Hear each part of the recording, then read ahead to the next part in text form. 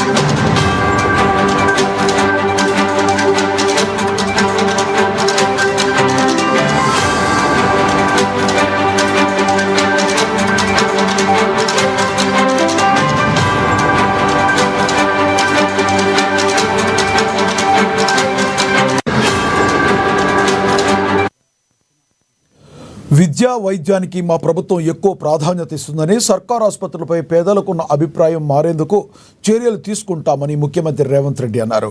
సామాజిక బాధ్యతగా ఏడాదిలో 1 నెల రోజుల పాటు ప్రభుత్వ ఆసుపత్రిలో పనిచేయాలని ఈ రాష్ట్రంలో ఉన్న ప్రైవేట్ డాక్టర్లకు సీఎం పిలుపునిచ్చారు.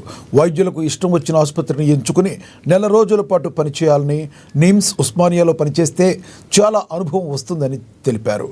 నిమ్స్లో అదనపు బ్లాక్, ఎల్బీ నగర్, సనత్ నగర్లో ఆసుపత్రులు నిర్మిస్తున్నామని, త్వరలోనే అందుబాటులోకి 25 ఆసుపత్రులు రాబోతున్నాయన్నారు. ఇవాళ ముఖ్యమంత్రి రేవంత్ రెడ్డి బంజారా హిల్స్లో ఏఐజీ ఆసుపత్రిని ప్రారంభించారు. రాబోయే 100 ఏళ్లలో తెలంగాణ రాష్ట్రం ఏ విధంగా అభివృద్ధి చెందాలనే దానిపై తెలంగాణ రైజింగ్ 2024 అనే విజన్ డాక్యుమెంట్ను తయారు చేస్తుందని, ఇందులో హెల్త్ టూరిజంకు ప్రాధాన్యత ఉండబోతుందని చెప్పారు. బ్రాంచ్ ప్రారంభోత్సవానికి నగర ప్రజలకి 2వ అతిపెద్ద హాస్పిటల్ని అందుబాటులోకి తెచ్చినందుకు డాక్టర్ నాగేశ్వర్ రెడ్డి గారిని తెలంగాణ రాష్ట్ర ప్రభుత్వం తరఫున మనస్ఫూర్తిగా వారిని నేను అభినందిస్తున్నాను.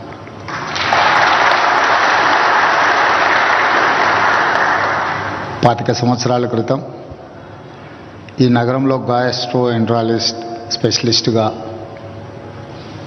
వారు కార్యక్రమాలను ప్రారంభించి ఈరోజు ప్రపంచ స్థాయిలోనే వన్ ఆఫ్ ద బెస్ట్ హాస్పిటల్స్గా ఏఐజీకి గుర్తింపు తేవడమే కాదు, హైదరాబాద్ నగరానికి, తెలంగాణ రాష్ట్రానికి కూడా మరొక గొప్ప పేరు, ప్రఖ్యాతులను వారు ఆర్జించి పెట్టినరు.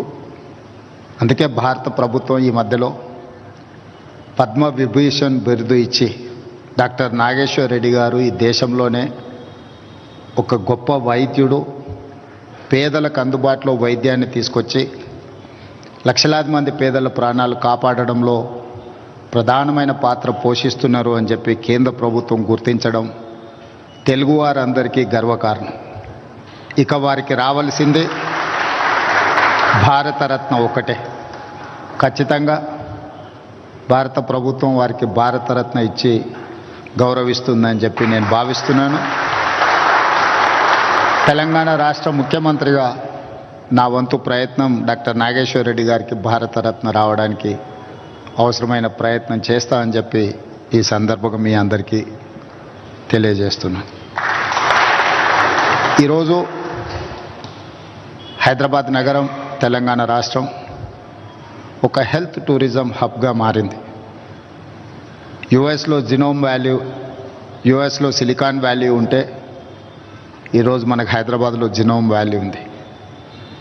బల్క్ డ్రగ్స్ ఉత్పత్తిలో దేశంలోనే 35% బల్క్ డ్రగ్స్ ఒక హైదరాబాద్ తెలంగాణ రాష్ట్రం నుంచే మనం ఉత్పత్తి చేస్తున్నాం. అదేవిధంగా మొన్న వచ్చిన ఉపద్రవం కోవిడ్ సందర్భంగా 4 వ్యాక్సిన్లలో 3 వ్యాక్సిన్లు మన ప్రాంతం నుంచే తెలంగాణ రాష్ట్రం హైదరాబాద్ నుంచే ఈరోజు మనము అందిస్తున్నాము అని అంటే మన రాష్ట్రము ఫార్మా సైడ్ హెల్త్ ఎల్వి